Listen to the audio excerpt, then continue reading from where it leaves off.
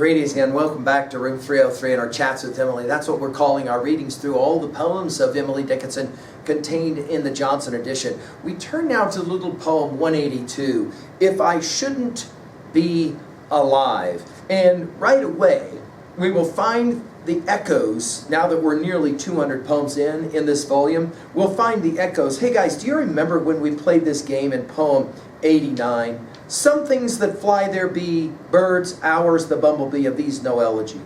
Some things that stay there be, grief, hills, eternity, nor this behooveth me. There are that resting rise. Can I expound the skies?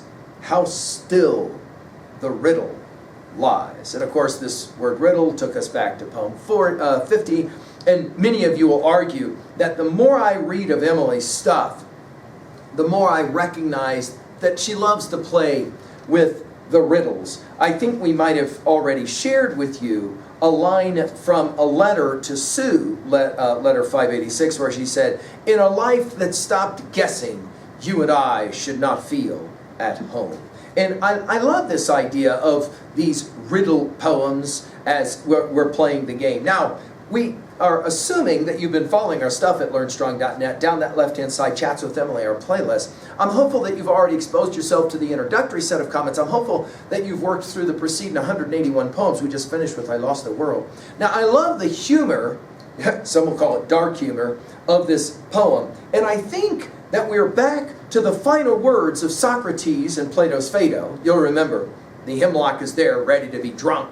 And Socrates is having a bit of fun, right, getting ready to go on his last Odyssey, or his next Odyssey.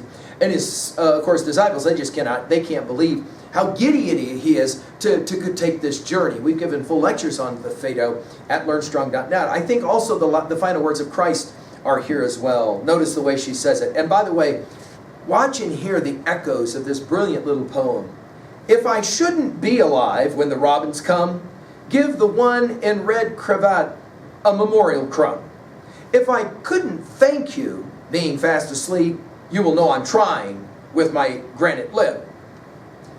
The dark ironies abound in this little poem. Notice the if I shouldn't, if I couldn't. Notice the repetitions of the R sounds, the C sounds, what some have called the vowel transformations. It's all here in this brilliant little poem. Notice, if I shouldn't be alive when the robins come, in other words, in next spring, give the one with red cravat, notice capital R, capital C, a memorial crumb. In other words, I'm making my last will and testament here, and I'm very interested in making sure you feed the bird. Now, what's ironic about this is that in the passing of Socrates, as we comment in the Phaedo, he's interested in a rooster, right? And making sure that all his debts have been paid.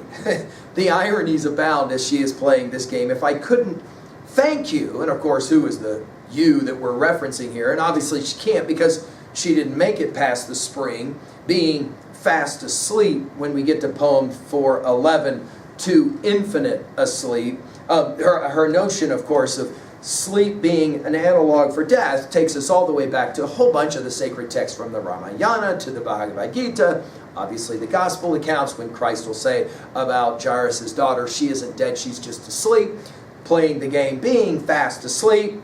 You will know I'm trying with my granite lip. Now, of course, the tombstone, in other words, I'm speaking to you beyond the tombstone to say, hey, thank you for taking care of this for me.